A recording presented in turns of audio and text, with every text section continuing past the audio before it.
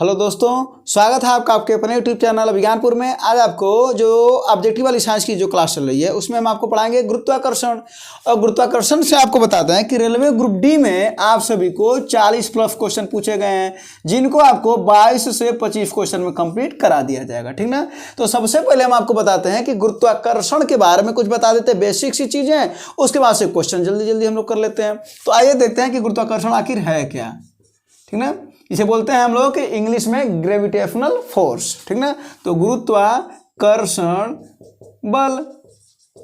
अब देखिए क्या है ये गुरुत्व, इसको थोड़ा सा अलग अलग कर दिया जाए तो गुरुत्व प्लस आकर्षण प्लस बल।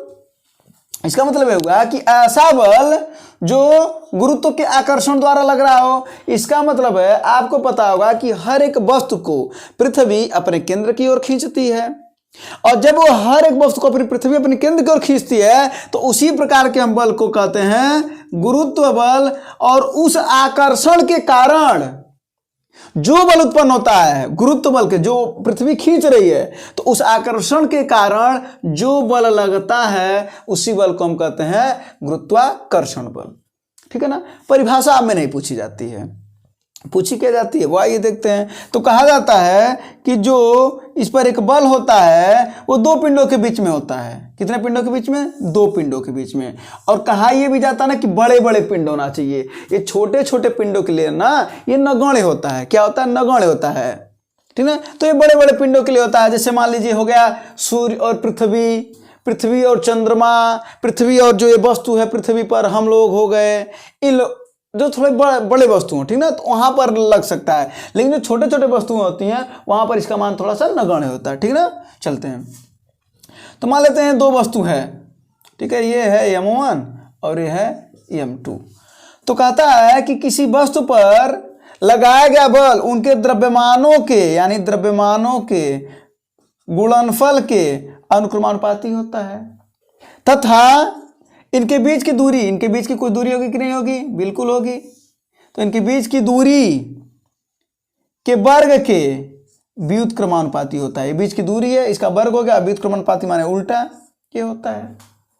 और जब इसी दोनों को हम एक साथ लिखते हैं तो हम लिखते हैं M1 गुणे M2 बटा R²। और यही जब हटता है तो हम लिखते हैं F बराबर G M1 गुणे M2 बटा R²।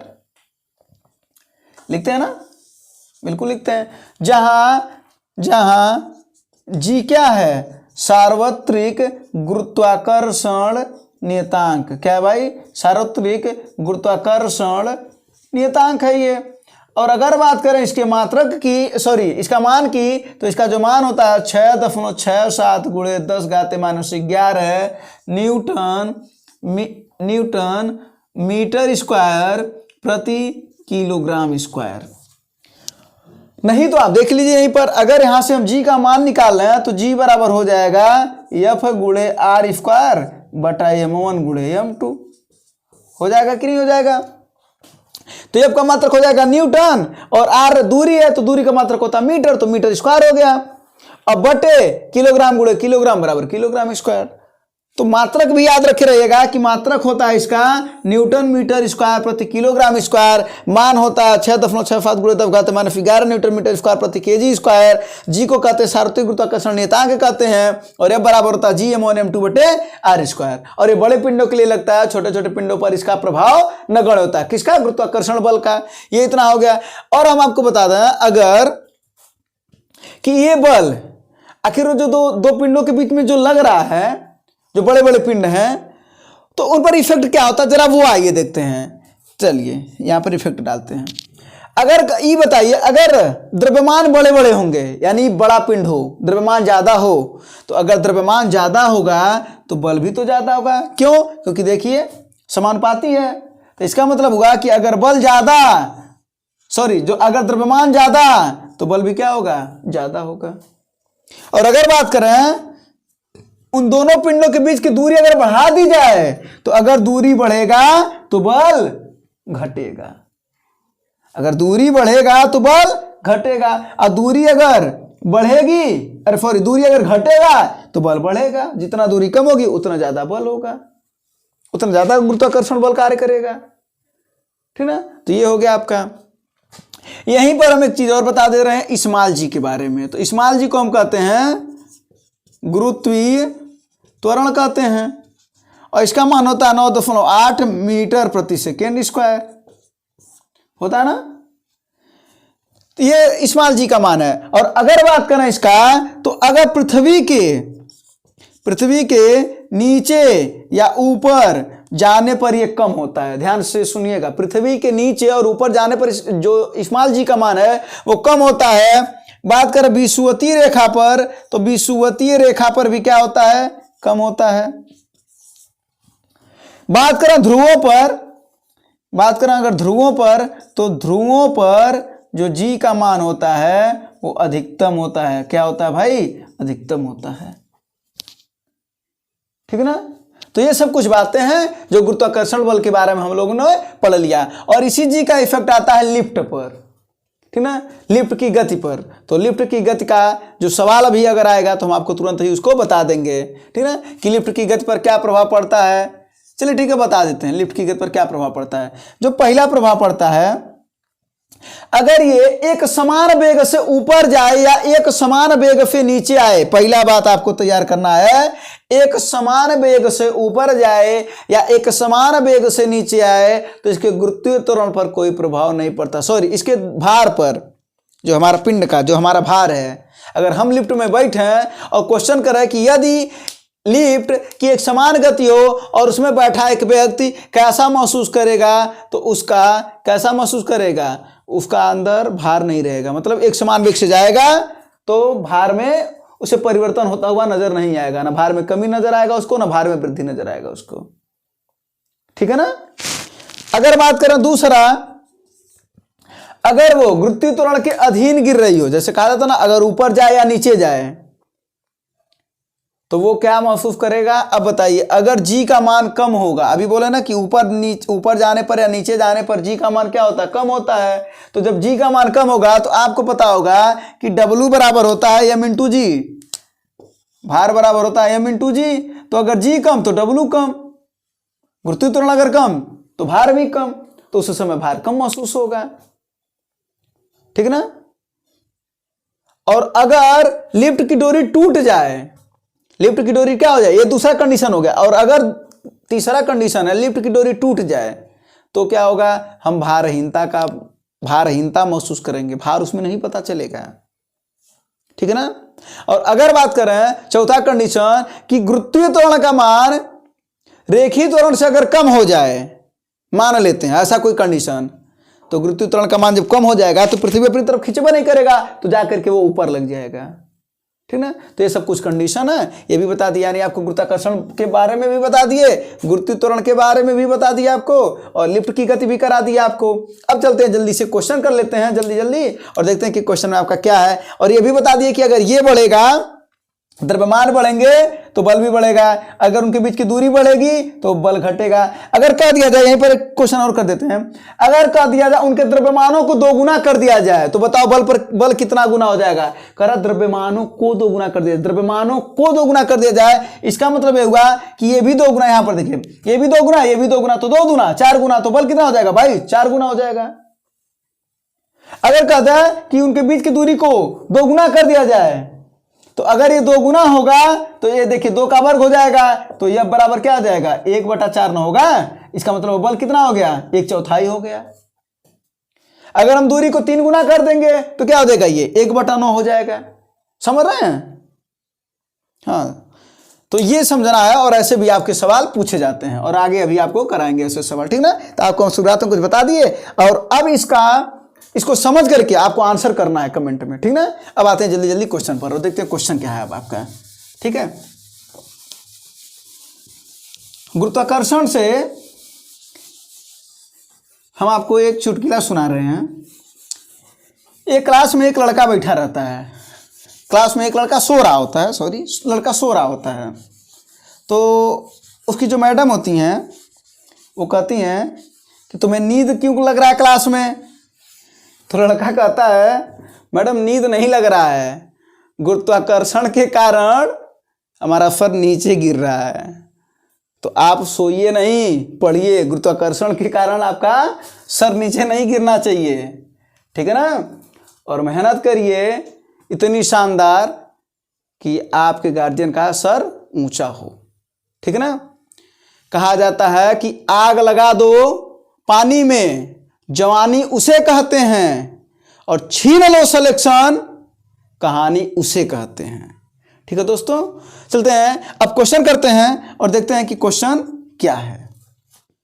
तो पहला क्वेश्चन आपका वो देखिए, आपका पहला क्वेश्चन क्या है, कह रहा है कि निम्नलिखित में से गलत कथन को चुनना है, ठीक ना। तो भाई गलत कथन चुनिए। कह रहा है गुरुत्वीय त्वरण जीव पिंड के रूप, आकृति एवं द्रव्यमान पर निर्भर नहीं करता है। तो ये तो सही हुआ ना। गुरुत्वीय त्वरण का मान अभी हम आपको सिखाए हैं कि गुरुत्वीय त्वरण का मान क्या होता है, ऊपर और नीचे घटता है। अच्छा हाँ, और एक चीज हम आपको बता दे रहे हैं कि अगर पिंड बड़ा हो और छोटा हो तो दोनों के लिए गुरुत्वीय त्वरण का मान 9.8 मीटर प्रति सेकेंड स्क्वायर ही लगेगा। क्या इसके लिए ज़्यादा लगेगा, क्या इसके लिए कम लगेगा, क्या नहीं लगेगा ना। तो फिर तो निर्भर नहीं कर रहा है। तो पहला बात तो सही कह रहा है। बात करो दूसरा, कह रहा गुरुत्वीय त्वरण जी ध्रुवों पर अधिकतम होता है। अभी हम आपको बताएं बिल्कुल अधिकतम होता है। कह रहा है गुरुत्वीय त्वरण जी भूमध्य रेखा पर न्यूनतम होता है। बिल्कुल अभी हम बताएं कि गुरुत्वीय त्वरण जी जो होता है भूमध्य रेखा पर न्यूनतम होता है, ध्रुवों पर अधिकतम होता है, ऊपर या नीचे जाने पर गुरुत्वीय त्वरण का मान घटता है। तो चौथा ही बच रहा, वही गलत है। लेकिन देख तो लेते हैं क्या है। कह रहा है यदि लिफ्ट किसी त्वरण से ऊपर की ओर जा रही है तो किसी पिंड का आभासी भार उसके वास्तविक भार से कम होता है। कह रहा है नहीं, यही नहीं होता है, वास्तविक भार आभासी भार से कम नहीं होता है। तो ऑप्शन नंबर आपका होगा डी। और आपको हम लिफ्ट की गति पढ़ा चुके हैं, ठीक ना। तो इसका होगा ऑप्शन नंबर डी, ठीक ना। चलते हैं और अगले क्वेश्चन पर देखते हैं। और अगला आपका क्वेश्चन क्या है, ठीक है। अगला क्वेश्चन देखते हैं भाई क्या है इनका।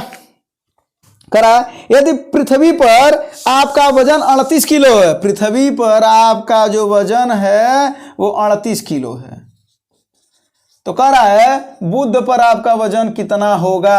आपको बता दें पृथ्वी का 38% होगा। अगर यहां पर 38 किलो, कितना किलो दे रखा है भाई, 38 किलो दे रखा है ना, तो 38 किलो है तो बुध पर 38 का 38% निकाल लीजिएगा, ठीक ना। यानी अगर हम यहां पर 100 किलो के होते तो हम बुध पर कितने किलो के होते भाई, 38 किलो के होते। तो 38 किलो का है तो 38 किलो निकाल करके आप बताइए इसका उत्तर, ठीक ना। पहला बात। दूसरा बात आपको बताते हैं बुध सबसे छोटा ग्रह है, आपको पता है। सूर्य के सबसे नजदीक का ग्रह है, आपको पता है, नजदीक का ग्रह है, आपको पता है। और सबसे एक इतना ये बात हो गया। और एक और बात है कि बुध के पास अपना कोई भी उपग्रह नहीं है। तो ये सब भी नोट कर लीजिएगा। तो बुध के बारे में आप चार बातें जान गए। एक तो सबसे छोटा उपग्रह है, एक तो सूर्य के सबसे नजदीक है, और एक तो बुध के पास कोई उपग्रह नहीं है, कोई भी उपग्रह नहीं है। और बुध 38% रखता है। अगर पृथ्वी पर 100 किलो वेट है आपका तो 38 किलो हो जाएगा। तो 38 किलो पूछ रहा था, तो बताइए 38 का 38% निकाल करके आप कमेंट बॉक्स में उत्तर दीजिएगा। और आप ये भी बताइएगा कि तब चंद्रमा पर कितना होगा भाई। अगर पृथ्वी पर 100 किलो है तो चंद्रमा पर कितना होगा, इसका भी उत्तर आप बताइए, ठीक है ना। चलते हैं अगले क्वेश्चन पर। इसका आंसर तो आपको देना है, ठीक है। चलिए अब देखते हैं अगला क्वेश्चन क्या है आपका। और अगला क्वेश्चन देखा जाए भाई। अगला क्वेश्चन दिखाओ। करा कि निम्नलिखित में से कौन सा कथन सत्य है गुरुत्वाकर्षण बल के बारे में। अब गुरुत्वाकर्षण बल के बारे में हम आपको बताएं कि यह बराबर होता है G(m1 m2 बटा r²). ये होता है, इसको नोट किए रहिए। अब देखते हैं कौन सत्य। करा दो वस्तुओं के द्रव्यमान के गुणन का सीधा अनुपात होता है। सीधा अनुपात माने समानुपात होता है। तो दो द्रव्यमानों के गुणनफल का सीधा अनुपात है कि नहीं, ये बल से दोनों का सीधा अनुपात है कि नहीं है। अभी हम आपको थ्योरी वाले में बताए हैं तुरंत ही। तो सीधा अनुपात है, बिल्कुल पहला वाला कथन सत्य। दूसरा कह रहा दो वस्तुओं के बीच की दूरी के वर्ग से सीधा अनुपात होता है। बीच की दूरी के वर्ग से सीधा अनुपात नहीं, व्युत्क्रमानुपात होता है, उल्टे का अनुपात होता है, सीधा अनुपात नहीं। दूसरा गलत। अगर वही कहा था उल्टा अनुपात होता है, व्युत्क्रमानुपात होता है, तो दोनों कथन सही हो जाता है। तो कथन नंबर 1 सही है। तो कथन नंबर 1 सही है। किसमें भाई, कथन केवल ए सत्य है जबकि बी असत्य है, ऑप्शन नंबर सी में, ठीक है। और न्यूटन का एक गुरुत्वाकर्षण का नियम है, ये न्यूटन साहब दिए थे, ठीक है। ठीक है, चलिए अब अगले क्वेश्चन पर चलते हैं। देखिए इसी वजह से हम आपको थ्योरी बता दी ताकि आप उसके कुछ आंसर भी कर पाए और समझ पाए चीज़ें क्या हैं। ठीक है, चलते हैं और अगले क्वेश्चन पर देखते हैं कि अगला आपका क्वेश्चन क्या है।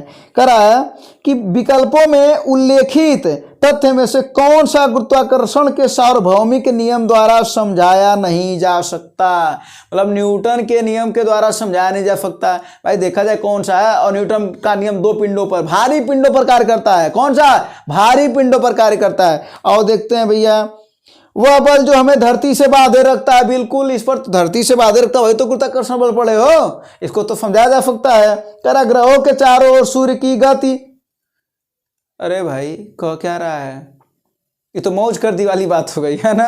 कह रहा है ग्रहों के चारों ओर सूर्य की गति। सूर्य गति करता है ग्रहों के चारों ओर, कि ग्रह गति करते हैं सूर्य के चारों ओर, है ना।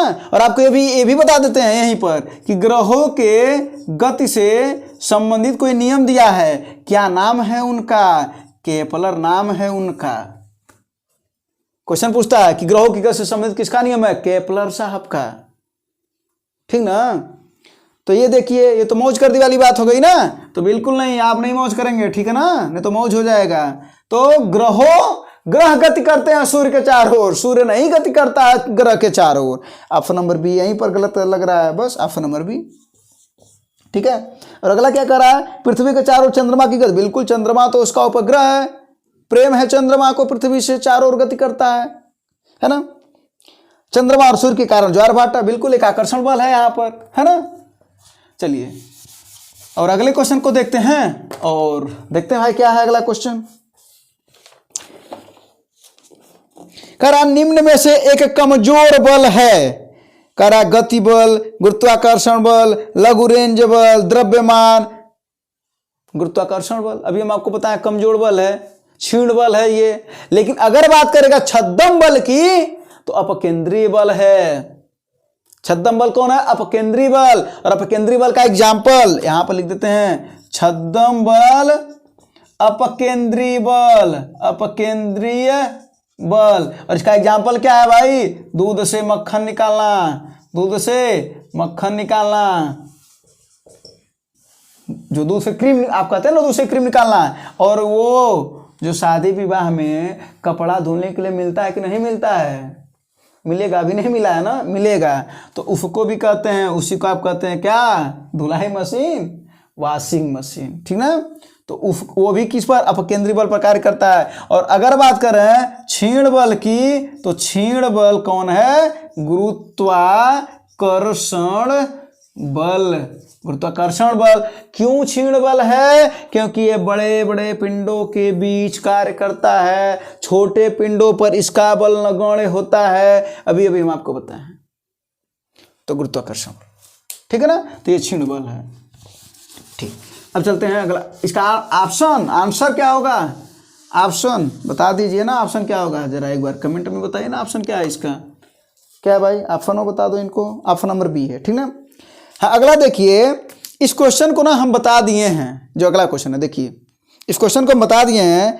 ये देखिए कितनी बार पूछा है, रेलवे ग्रुप डी में 2018 में ही 3 बार पूछा है, अलग अलग डेट में सेम क्वेश्चन। क्या पूछ रहा है? गुरुत्वाकर्षण नियतांक का मान बताइए। हम आपको बताए हैं गुरुत्वाकर्षण नियतांक जी का मान होता है 6.67 × 10⁻11 न्यूटन मीट का लिख रहे हैं, न्यूटन मीटर स्क्वायर प्रति किलोग्राम स्क्वायर,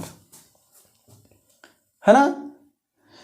तो 6.67 गुणे, और मात्रक पर ध्यान देंगे, स्पेशल एकदम मात्रक पर ध्यान देंगे। तो यहाँ पर कौन सा ऑप्शन है? ऑप्शन नंबर डी है, 6.65। 3-4 भी लिख रखा है यहाँ पर लिख रखा है 6.6534, ठीक है।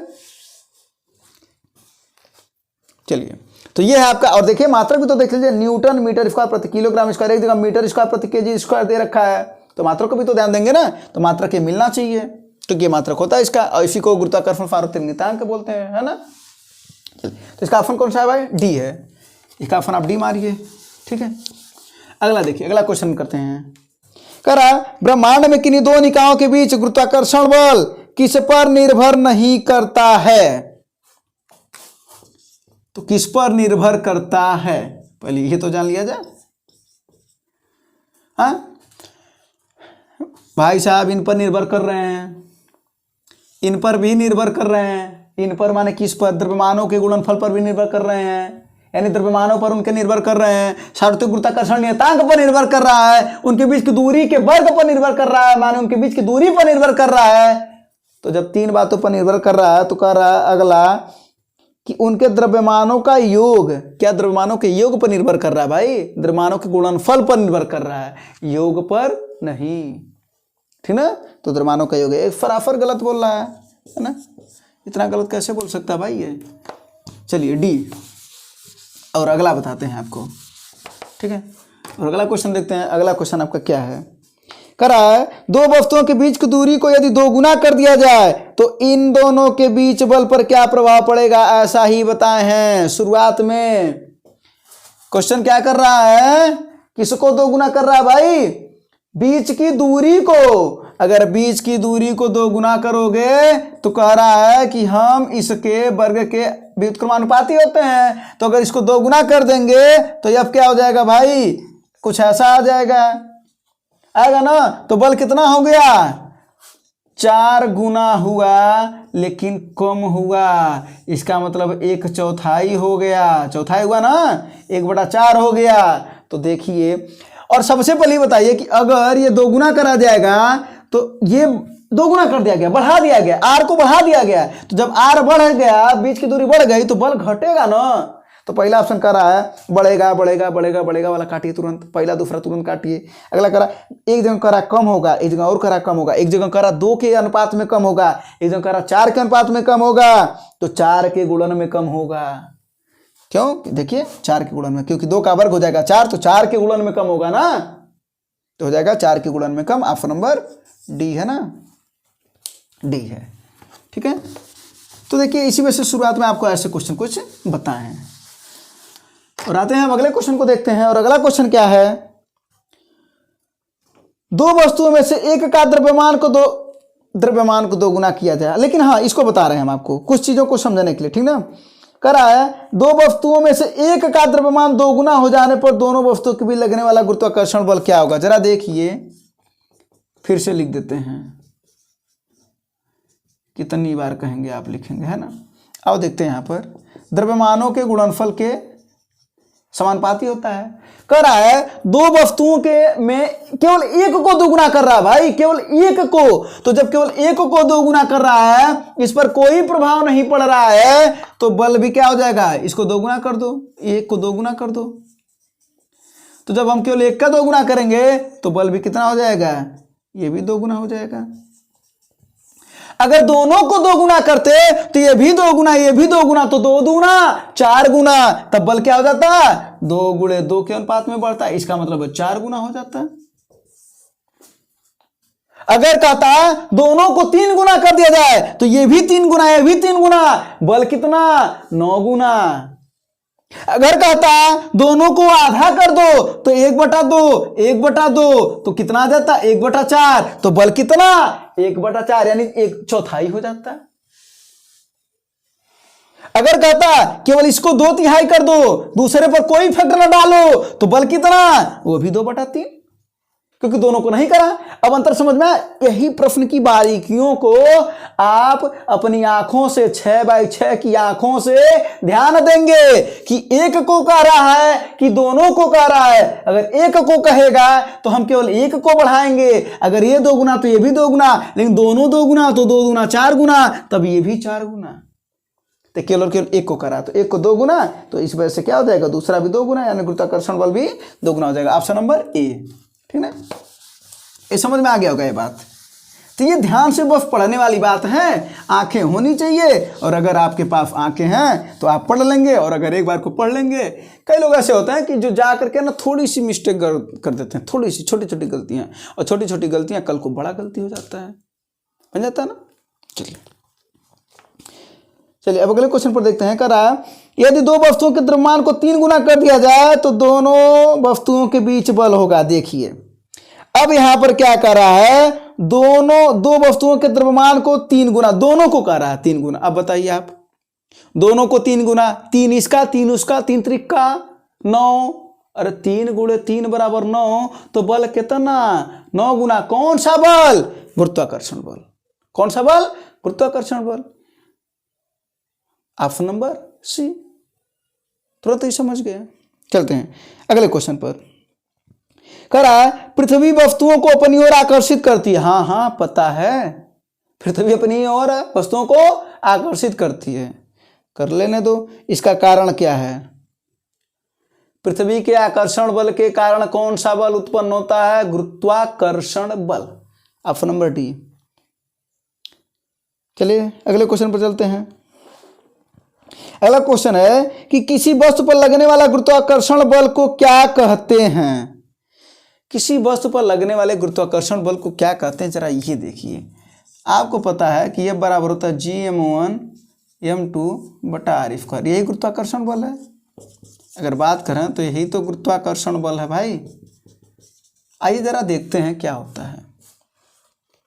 ये बताइए, जब किसी वस्तु पर हम किसी वस्तु का कोई द्रव्यमान हो यम, उसको हम ऊपर ले जाएं या नीचे ले जाएं, अगर ऊपर से नीचे ले जाएं या नीचे से ऊपर ले जाएं, तो गुरुत्व त्वरण उस पर कार्य करेगा, करेगा कि नहीं करेगा? तो उस दौरान उसका जो भार होता है वो क्या होता है? mg के बराबर होता है। ये पता है आपको? तो हमको भी पता है साहब, है ना, भार बराबर होता है द्रव्यमान गुणित गुरुत्व त्वरण। लेकिन क्या नहीं पता वो देखिए। अगर यही जो गति है, जो g है, गुरुत्व त्वरण, सॉरी गुरुत्व त्वरण, ये ऊपर की नीचे न गति करा करके, क्योंकि जब हम ऊपर नीचे गति करते हैं तो गुरुत्व त्वरण जी काम करता है, लेकिन जब हम रेखा में गति करते हैं तो हमें रेखी त्वरण कार्य करता है। कौन सा त्वरण? रेखी त्वरण। यानी उसी पिंड को लेकर के अगर हम जमीन पर भाग जाए तो क्या हो जाएगा? m गुणे a हो जाएगा। यही W ध्यान से समझिएगा। आप कहेंगे अरे महाराज F बराबर m में होता है और ये न्यूटन का दूसरा नियम है, ये क्या कर रहे हैं आप? हम कुछ नहीं कर रहे हैं, हम तो यही तो कर रहे हैं ना कि जो गुरुत्व त्वरण जी है उसको जब हम ऊपर नीचे गति कराएंगे तो W बराबर mg होगा, और उसी को रेखी त्वरण, अगर सॉरी रेखी गति करा देंगे तो रेखी त्वरण न काम करेगा तो m में नहीं हो जाएगा। तो W बराबर mg m में हुआ कि नहीं हुआ? अब बताइए, F बराबर m में, हाँ F बराबर m में, W बराबर m में, m में के बराबर, तो F किसके बराबर? W के। F बराबर W, और यही अब कार्य तो कर रहा है ना। तो अब बताइए, लगाया गया बल किसके बराबर हुआ?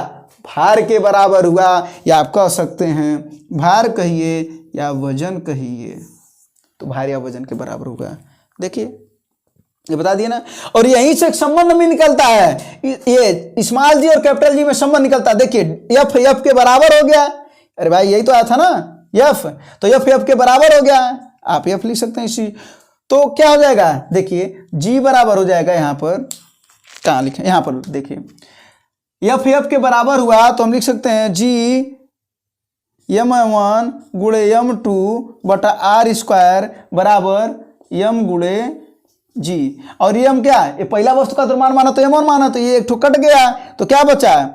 स्मॉल g बराबर बचा G, और इसे बड़ा m कर देते हैं m2 को, माने एक बड़ा पिंड पृथ्वी बच जाती है, क्योंकि पृथ्वी थोड़ी ना, ये दोनों वस्तु के द्रव्यमान है, ठीक ना। तो m बटा r स्क्वायर, यही स्मॉल g और कैपिटल G में संबंध भी होता है, ठीक ना। जहाँ से इसका भी मान पता आपको, इसका भी मान पता है, अगर m दे देगा तो r निकाल लेंगे, r दे देगा तो m निकाल लेंगे। ये फार्मूला नोट कर लीजिएगा, ठीक ना। चलिए, तो आपको समझ में आ गया होगा कि गुरुत्वाकर्षण बल काहे को भार के बराबर है, ठीक ना। उसका भी कुछ रीजन है, हर एक चीज का रीजन होता है भाई, ठीक है। चलिए अब आओ ले चलें तुझे अगले सवाल के शहर में, है ना। तो अगला सवाल क्या है भाई इनके लिए? कहाँ गया सवाल? हाँ ये तो हो गया ना, इसका ऑप्शन नंबर ए था, ठीक है। अगला क्वेश्चन करा है। अगला क्वेश्चन क्या है? हाँ, सार्वत्रिक गुरुत्वाकर्षण नियतांक जी की खोज किसने की थी? करा है। सार्वत्रिक गुरुत्वाकर्षण जी क्या किसने किया था? तो आपको बता दें, न्यूटन मत मारिएगा। जो जी का मान है 6.67 गुणे 10 घाते -11 न्यूटन मीटर स्क्वायर प्रति केजी स्क्वायर हेनरी कैंडविस। कौन है भाई? हेनरी, क्या नाम है इनका? कैवेंडिश। कहीं कहीं कैंडविस लिखा रहता, कहीं कैवेंडिश। तो हेनरी कैवेंडिश है। बाकी तो हम जी के बारे में बहुत कुछ बता चुके हैं, ठीक ना। तो इसका होगा ऑप्शन नंबर सी। चलिए अगला है, कह रहा गुरुत्वाकर्षण का सार्वभौमिक नियम किस पर लागू होता है? कह रहा सूर्य और ग्रहों पर, पृथ्वी और सूर्य पर, पृथ्वी और चंद्रमा पर, और पृथ्वी और क्या बोला भाई, वस्तुओं के किसी भी युग्म पर। तो वस्तुओं के किसी भी युग्म पर, ठीक ना, सार्वभौमिक नियम यही तो है। तो ऑप्शन नंबर डी, ये सब शुरुआत में ही आपको बता दिए। इस प्रश्न का होगा ऑप्शन नंबर डी। ठीक है, चलते हैं और अगले क्वेश्चन को देखते हैं कि अगला क्वेश्चन आपका क्या है।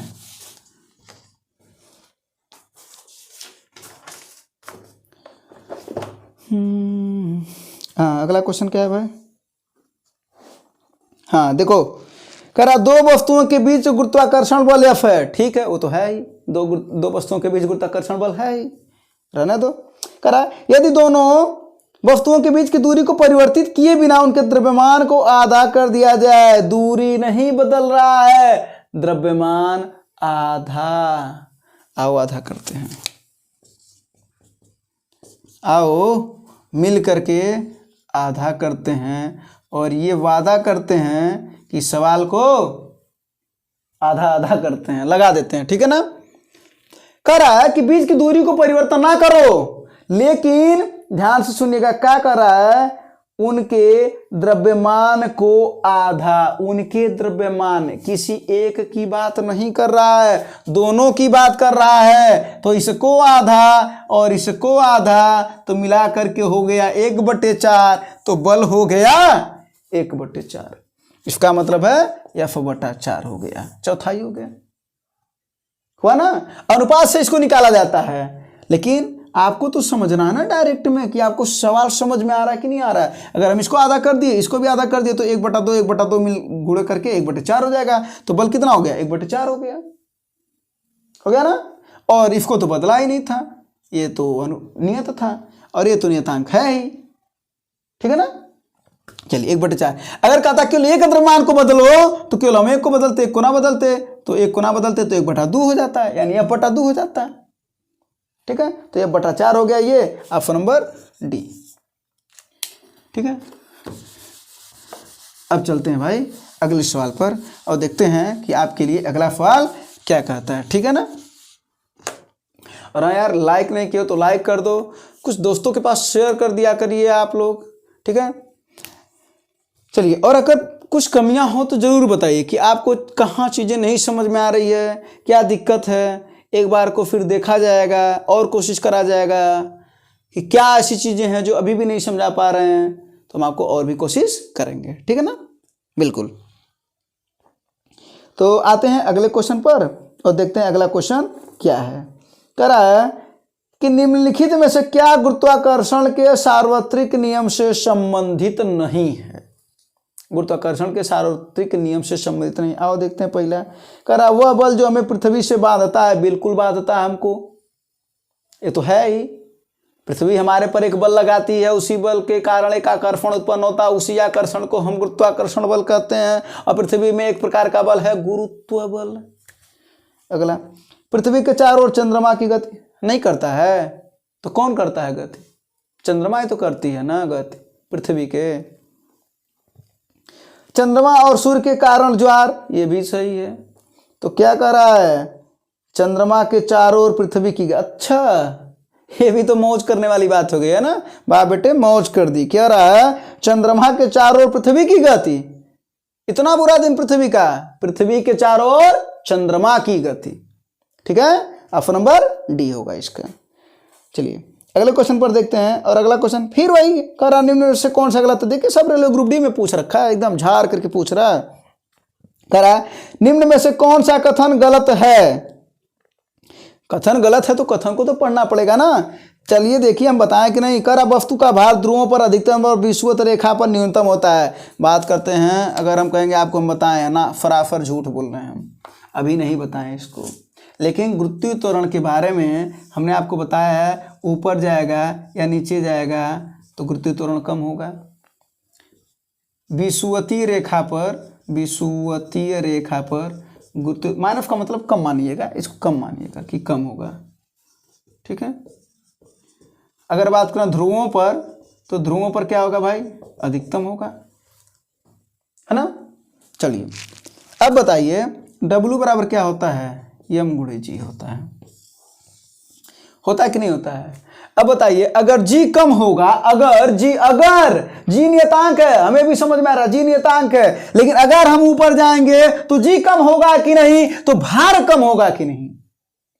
अगर G कम होगा ऊपर जाने पर तो भार भी क्या होगा, कम होगा ऊपर जाने पर। G अगर कम होगा नीचे आने पर तो भार भी कम होगा नीचे आने पर। विषुवती रेखा पर G का मान कम है तो भार भी विषुवती रेखा पर कम होगा। ध्रुवों पर G का मान अधिक है तो भार अधिक होगा, ठीक है। अब यही इसका इफेक्ट है। अब आते हैं, अब पढ़िए, अब पढ़ा दिया आपको। करा वस्तु का भार ध्रुवों पर अधिकतम, महाराज जी का मान ध्रुवों पर अधिकतम, तो ध्रुवों पर अधिकतम तो भार भी अधिकतम, सही कह रहा है, यहां तक सही कह रहा है। आगे देखा जाए विषुवती रेखा पर न्यूनतम, विषुवती रेखा पर जी का मान न्यूनतम, तो जी का मान न्यूनतम तो भार भी विषुवती रेखा पर न्यूनतम, सही कह रहा है। पहला कथन सही कह रहा है।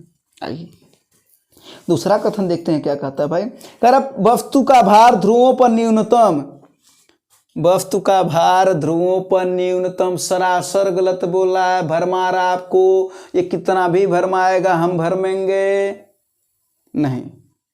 कह रहा है जब ध्रुवों पर अधिकतम है तो जब ध्रुवों पर जी का मान अधिकतम होगा तो भार भी अधिकतम होगा ना। आई कह रहा है ध्रुवों पर न्यूनतम, गलत कह रहा है ना। और कह रहा विषुवती रेखा पर अधिकतम, तो विषुवती रेखा पर तो कम होता है, तो विषुवती रेखा पर क्या हो जाएगा, ये भी न्यूनतम होगा, तो ये कह रहा अधिकतम, तो दूसरा वाला गलत कह रहा है। आगे भी देख लेते हैं। कह रहा पृथ्वी के केंद्र पर वस्तु का भार शून्य होता है, एकदम सही, नोट करके लिख लीजिएगा इस बात को, तीसरे वाले पॉइंट को नोट करके लिख लीजिएगा कि पृथ्वी के केंद्र पर वस्तु का भार शून्य होता है, ठीक ना। और समस्त वस्तु को पृथ्वी अपने केंद्र की ओर आकर्षित करती है। चलिए अगला करा वस्तु को अधिक ऊंचाई पर ले जाने पर उसका भार कम हो जाता है। वस्तु को अगर ये बताइए अधिक ऊंचाई पर ले जाया जाएगा, तो जब अधिक ऊंचाई पर ले जाएंगे तो जी का मान क्या होगा, अधिक ऊंचाई पर ले जाएंगे, ऊपर जाएंगे तो जी का मान कम, तो अगर जी का मान कम तो भार कम नहीं होगा ना।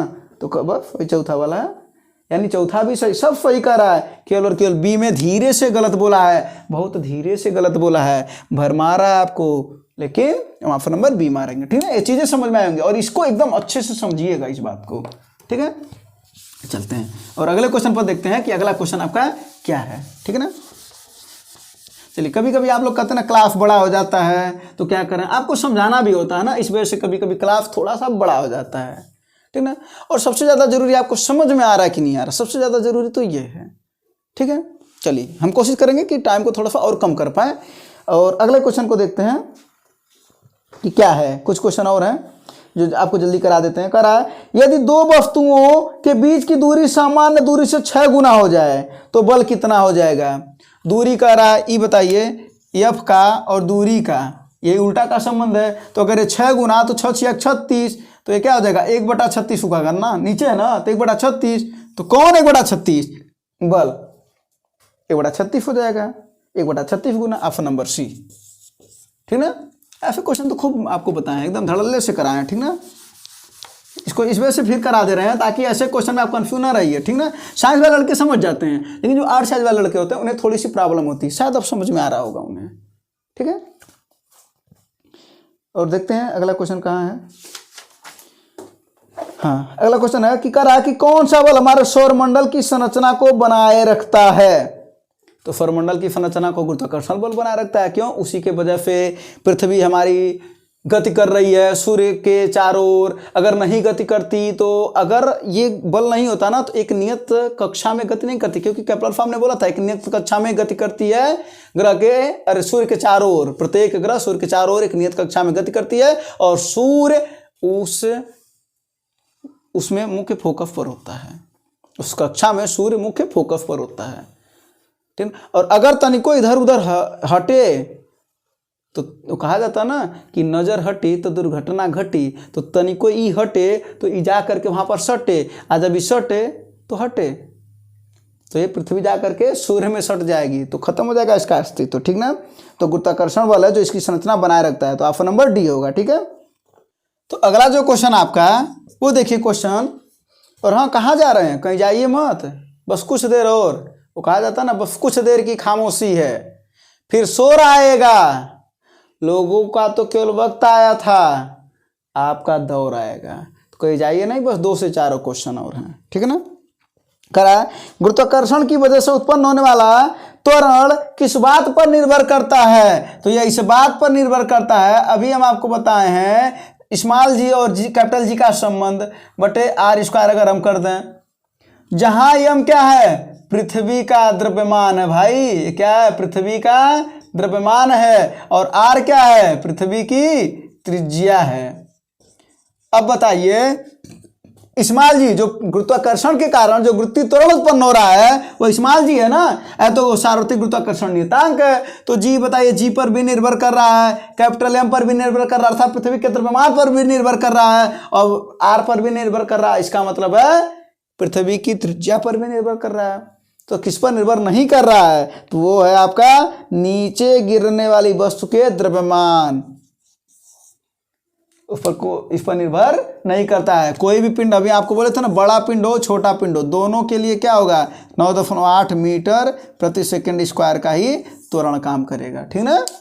चलिए अब चलते हैं अगले क्वेश्चन पर, और 1 से 2 क्वेश्चन और हैं बस, ठीक है ना, बस 1 से 2 क्वेश्चन और हैं, उसके बाद से आपका ये भी चैप्टर कंप्लीट। इस वजह से आपको बताए हैं, देखिए आप खुद सोचिए, 40+ क्वेश्चन इस परीक्षा से इसमें पूछे गए हैं गुरुत्वाकर्षण से, है ना। चलिए करा, हाँ ये क्वेश्चन एक है आपका, इसको आप लगाइएगा, ठीक है, इसका आंसर आप बताइएगा। करा है कि 2 निकायों के बीच आकर्षण बल 1/9 F हो जाए तो इनके बीच की दूरी क्या होगी? बल को इस बार 1/9 गुना कर दिया तो दूरी क्या होगा? अब आप आंसर बताइएगा इसका कमेंट बॉक्स में, ठीक ना, ऐसा आंसर आप बताए हैं। चलिए अगला करा है, किसी गेंद को यदि ऊपर की ओर 25 मीटर प्रति सेकंड के प्रारंभिक वेग से फेंका जाए तो उच्चतम बिंदु पर पहुंचने में कितना समय लगेगा? जी का मान दे रखा है 10। देखिए प्रारंभिक वेग दे रखा है, प्रारंभिक वेग u बराबर दे रखा है, कितना दे रखा है भाई, कितना दिए हो, 25 मीटर प्रति सेकेंड। ये बताइए, जब ये वस्तु यहाँ पर आ जाएगा तो इसका जो अंतिम वेग है वो क्या हो जाएगा भाई, बोलेंगे 0 हो जाएगा। ये बताइए, जब ऊपर नीचे की गति हो रही है, जो गति का समीकरण होता है, अब गति का समीकरण गैलीलियो ने दिया था, ये हम आपको बता भी चुके हैं, तो v बराबर होता है u + at। लेकिन ये गुरुत्वीय त्वरण के अधीन गति कर रही है तो v बराबर हो जाएगा u + gt। लेकिन ये ऊपर जा रही है तो जो g होगा वो कम होगा, अर्थात v बराबर हो जाएगा u - gt, ऋण हो जाएगा, वो जी क्या हो जाएगा, ऋण हो जाएगा, ठीक ना। तो v बराबर हो जाएगा u - gt। तो v का मान कितना भाई, 0 है, u का मान कितना है, 25 है, -10, इसका मान तो दे ही रखा है, t पूछ रहा है तो ये इधर आ जाएगा, तो हो जाएगा 10t बराबर 25, 5 दूना 10, 5 × 5 = 25। तो आपका जो t का मान आ गया वो 5, और 2 इधर गुणा कर रहा तो इधर भाग करेगा 2, इसी को आप कहते हैं 2.5 सेकेंड, 2.5 सेकंड। तो टी का मान कितना हो जाएगा, 2.5 सेकंड, ऑप्शन नंबर बी, ठीक है। बस ये लास्ट क्वेश्चन था आपका, गुरुत्वाकर्षण का चैप्टर आपका कंप्लीट हो गया पूरी तरीके से, ठीक है। अब इसके आगे जो चैप्टर आएंगे उसको हम बताएंगे, ठीक है ना दोस्तों। लाइक कर दीजिएगा, शेयर कर दीजिएगा, सब्सक्राइब कर दीजिएगा, करा दीजिएगा। चलते हैं दोस्तों, धन्यवाद, जय हिंद।